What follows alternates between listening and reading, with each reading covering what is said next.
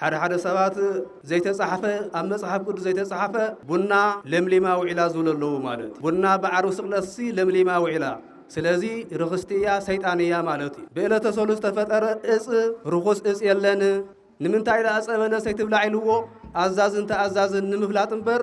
እግዚአብሔር ቅዱስ እግዚአብሔር ርኹሰ ይፈጥርን ማለት እዚ ግን ብዙሕ ኣብ ጸበላት ክትኸድ ከለኹም ቡና ሰቲኻ ሰበይቱ ሃፍታሕያ ቡና ንትሕሰት ኮይንካ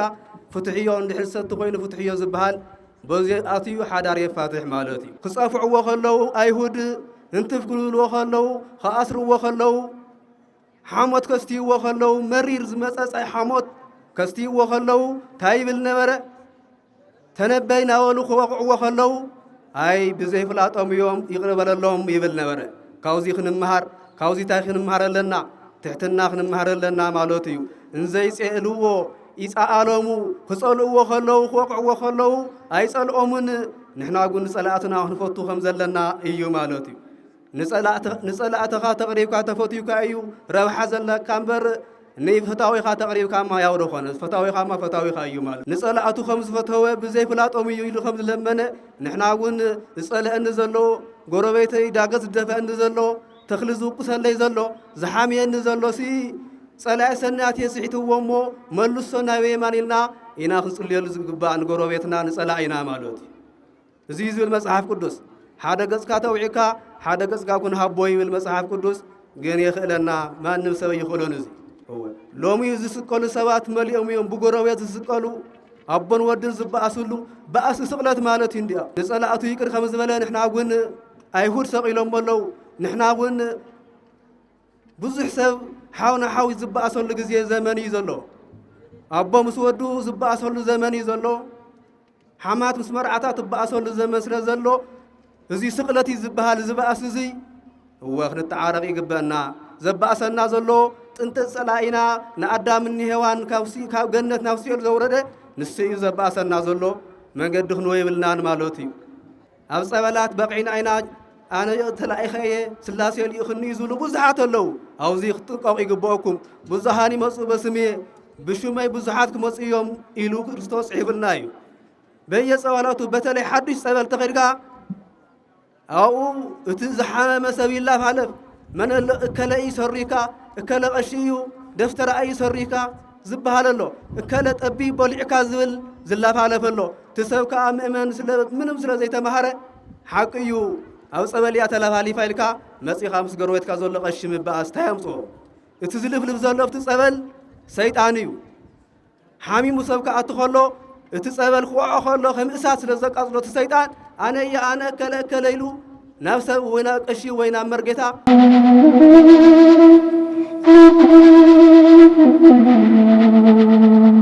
ስለ ቤተ ክርስቲያን ኢልካ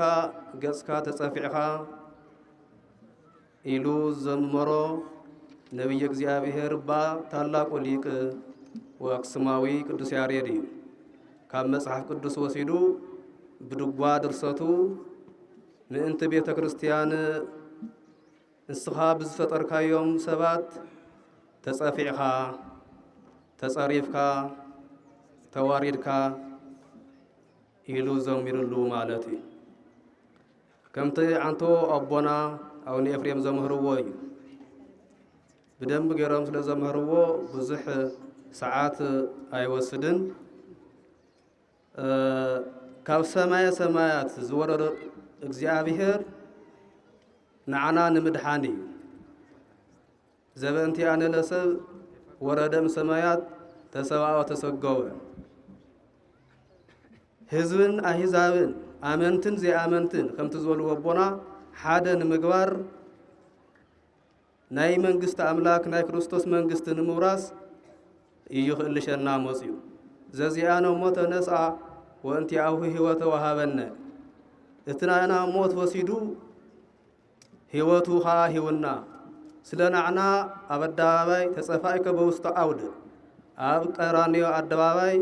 ጥራሕ ዝዋኑ ተሰቒሉ ኣብዚ ዓለም እዚ ሕሙም ከድሕን ከሎ ብምትሃት እዩ ይልዎ ነይሮም ዝተሸገረ ክረድእ ከሎ ብምትሃት እዩ ይብልዎ ነይሮም ማለት እዩ እስራኤል ዘባርአየ ፈጠርክዎሙ እስራኤል ብምስለይ ዝፈጠርክዎም ክቆትሉኒ ደለዩኒ አድግኒ አእመረ ቤተ እግዚኡ አድግን ለሐምን ግን ፈጣሪን ፈሊጠን ኣብ ቤተልሔም መቁር ሁለር ከሎ ትሕትና ሄሮድስ ክቆትሎ ክሓስብ ከሎ አድግን ለሐምን ግን ከይዶም ከይቆሮ ኣሚቆሞ ማለት እዩ ካብ ሰብ መን በሊጸሎ ማለት እዩ እንስሳ በሊጸሎ ሰብማ ክሰቕሎ እንዲያው ሰቂልዎ ኣብ ቀራንዮ አይሁድ ሰቂሎሞ ናቱ ውላድ ናቱ ፍጥረት ናሃለው ንፈጣሪኦም ሰቂሎም ወአብ ዓርብ ስቕለት ተአምራት ክረአ ከሎ ምድሪ አለቕለቐ ተገማጠለ ሰማይካ ተሃውከ ምድሪ ደሞ መቃብር ከዓ ተኸፈቱ ናይ ቤተ መቅደስ መጋረጃ ተቀደደ ይብሎ መጋረጃ እኳ ተቀዲዱ ሽዑ አይሁድ ለከ ዓርብ ሰቐልናዮ ለከ አምላኺ ኢሎም ፍርቆም ተመሊሶም ፍርቆም ከዓ ከምኒ ይሁዳ ዝበሉ ኣይተመለሱን ሸውዓተ ተአምራት ተራእዩ ፀሓይ ጸልማት ኮይናታይ ናይ ፈጣሪኣ ዕርቃን ጥራሕ ዝዋኑ ክስቀል ከሎ ከይትርኢ ፀሓይ ካብ ሰብ ላዕሊ ለባም ኮይና ጸልማት ኮይና ወርሒ ከዓ ናይ ፈጣሪ ዕርቃን ከይትርኢ ደም ኮይና ከዋኽብቲ ከዓ ናይ ፈጣሪ ዕርቃን ጥራሕ ዝዋኑ ተሰቂሉ ከይርእዩ ካብ ሰማይ ናብ ምድሪ ወዲቆም መቃብር ተኸፊቶም መጋረጃ ተቀዲዱ ይብለና ማለት እዩ ሸውዓተ ተአምራት ሓደ ሰባት ዘይተጻሕፈ ኣብ መጽሓፍ ቅዱስ ዘይተጻሕፈ ቡና ለምሊማ ውዒላ ዝብለለዉ ማለት እዩ ቡና በዓርብ ስቕለሲ ለምሊማ ውዒላ ስለዚ ርክስትያ ሰይጣንያ ማለት እዩ ብዕለተ ሰሉስ ተፈጠረ እጽ ርኩስ እጽ የለን ንምንታይ ዳ ጸበለ ሰይትብላ ኢልዎ ኣዛዝን ተኣዛዝን ንምፍላጥ እምበር እግዚአብሔር ቅዱስ እግዚአብሔር ርኩሰ ይፈጥርን ማለት እዩ እዚ ግን ብዙሕ ኣብ ጸበላት ክትኸድ ከለኹም ቡና ሰቲኻ ሰበይታ ሃፍታሕያ ቡና ንትሕሰቲ ኮይንካ ፍትሕዮ እንድሕሰቲ ኮይኑ ፍትሕዮ ዝበሃል በዚ ኣትዩ ሓዳር የፋትሕ ማለት እዩ ቡና ብኣግባቡ ብስርዓቱ እንድሕር በሊዕኻዮ ዕለተ ሰሉስ ተፈጠረ ምግቢ እዩ ማለት እዩ ወልፊ እንድሕር ዘይትሕዘካ ኮይኑ ሱስ ዘይትሕዘካ ተኮይኑ ቡና ከይጣዓሙ ኣይንቀሳቀስ ዝብሉ ተኮይኖም ወልፊ ስለዝሕዞም ገድፍዎ ይግባእ ቡና ሰትዮም ግን ንጽባሒቱ ዓርቢ ጾሞም ውዒሎም ምንም ዘይብሎም ተኮይኑ ጾመ ኽቢሮም በዓለ ኽቢሮም ተሰተይዎ ምንም ጣጣ የለን ማለት እዩ ዘበንቲኣሃ ለቤተ ክርስቲያን ተጸፋእከ በውስተ አውድ ከመ ተቀድሳ በደምከ ኩር ብደምካ ክትቅድሳ ተጸፊዕኻ ወተኣገሰ ምራቀ ርኩሰ ናይ ርኩሳን ናይ አይሁድ ፈጣሪ ናይ ዘይፈልጡ እንትፍታፍ ናብ ገጹ እንትፍ ኢለምሉ ንኣምላኽ ዝኣክል ኣብ ቀራንዮ ጥራሕ ዝዋነ ወፂኦም እንትፍ ኢለምሉ ዘበንቲ ኣሃ ዝጋህታተ መዋቅህ ትጾረ ኣክሊለ ሰኩዕሾ ኣክሊል ምእንታ ክወግኦ ጠምጢመምሉ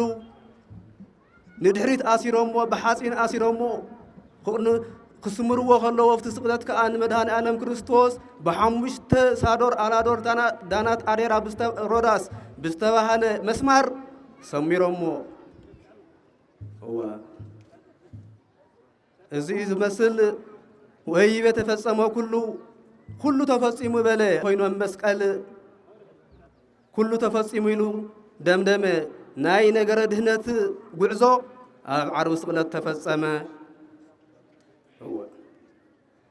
እንዘ ኣልዎ ዝኣበሰ ሓጢኣት ዘይገበረ ናሃለወ እንትፍ ኢሎምሉ ሓጢኣት ዘይገበረ ናሃለወ ጌጋ ዘይብሉ ናሃለወ ጽቡቕ ስለ ዝገበረ ንዓና ምድሓን ስለ ዝመፀ ሰቂሎሞ ንኣምላክ እሞኻ ኣብ ማእኸል ሸፋቱ መስቀል ቅድም ብሉይ ኪዳን ናይ ወንጀለኛ ወይ ደሞ ናይ ገበነኛ መስቀሊ መቕጽዒ ነይሩ ንክርስቶስ ከዓ ገበነኛ ኢኻ ሓጢኣተኛ ኢኻ ኢሎም እዮም ኣብ ማእኸል ሸፋቱ ሰቂሎሞ ጥጦስና ዳግርስ ብየማን ብጸጋም ሸፋቱ ምስ ሸፋቱ ተወህሎ ቀም ስለ ጅጉያን ምስቶም ሰብ ዘሳድዱ ምስቶም ገንዘብ ዝሰርቁ ዝነበሩ مسأتهم وانجلين يا خايلم سقيلهم أيهود نمن نفتاريهم ክርስቶስ ግን መጀመሪያ አዳም ቃል ካአትኸሎ ማንም ሰበይ ገዶደን በፈቃደ አውሁ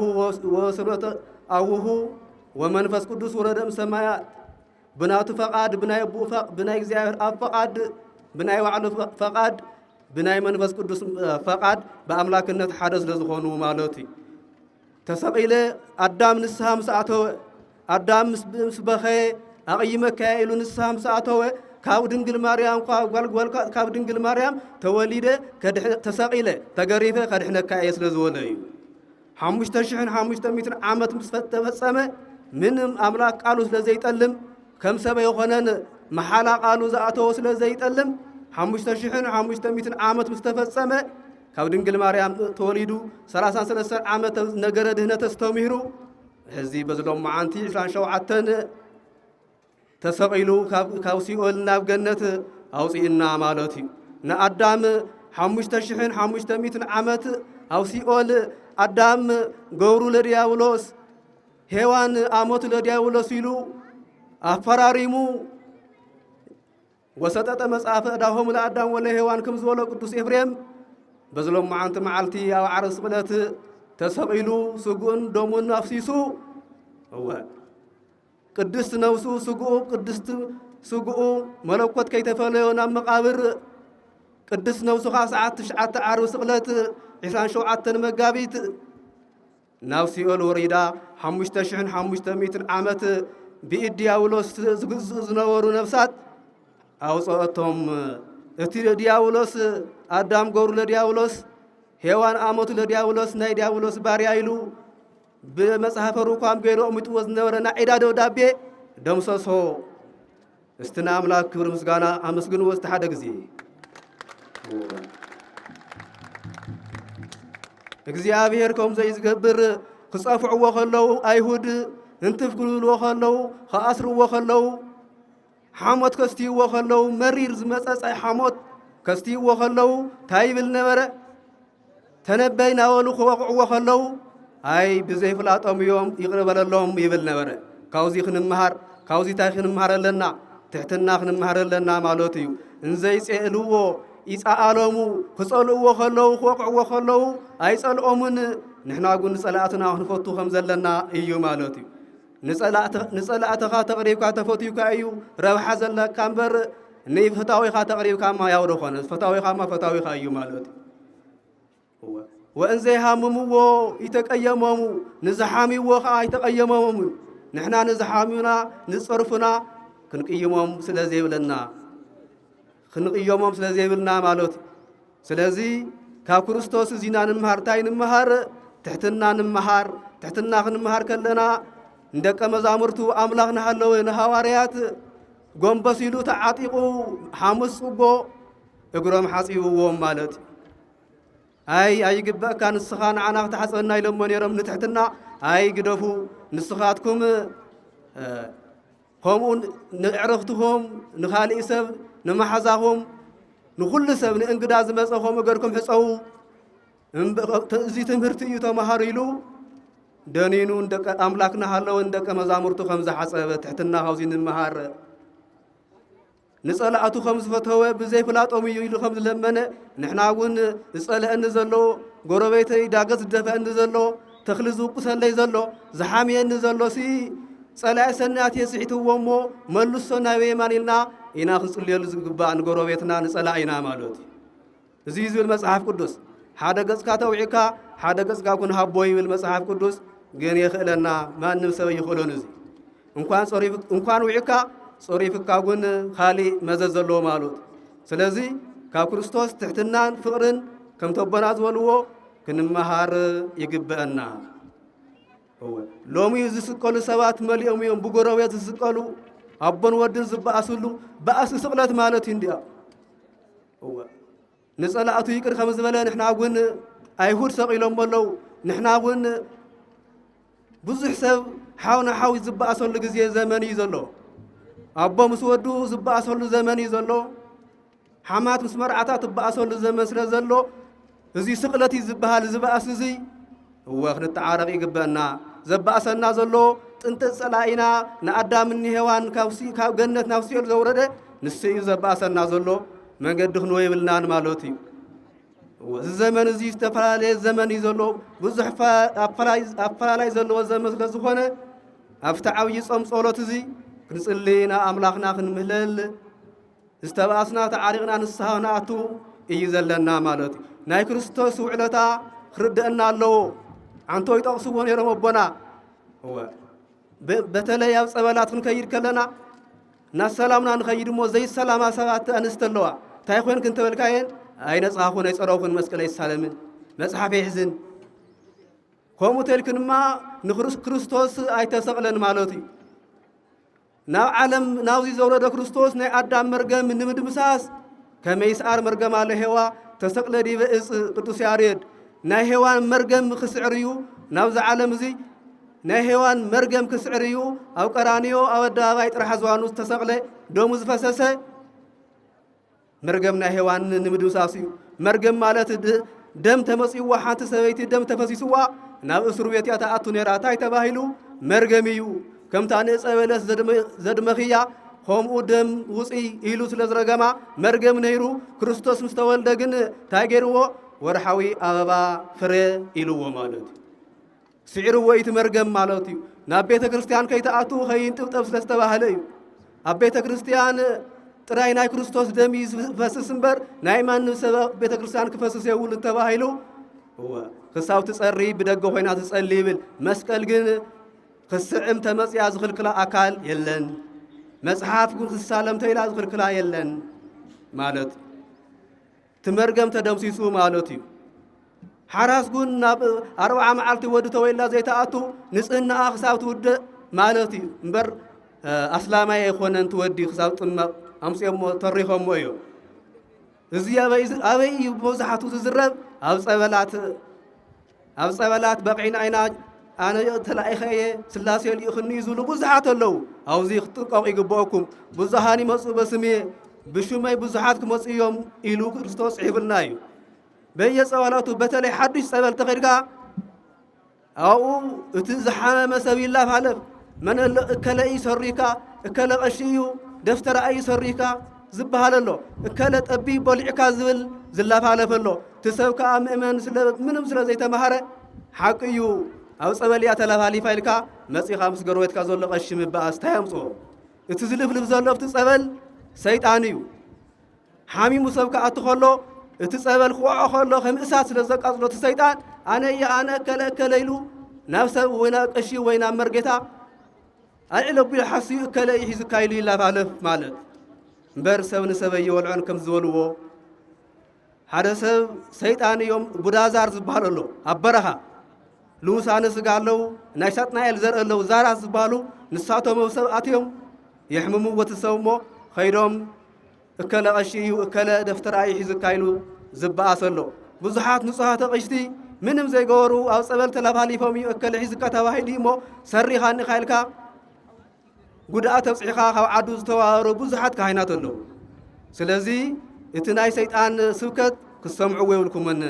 መጽሓፍ ቅዱስ እንታይ ይብል ክትብሉ ኣለኩም ብዝኸድናዮ ጸበል ነስተምህሪና ኩሉ ግዜ ሰማዓይ ግን የለን ማለት እዩ እምበር ቡዳዛር ዝበሃል ኣብ በረኻ ዝሰፍር ናይ ሳጥናኤል ዘርኢ እዩ ሰብ ዘበኣስ ዘሎ እምበር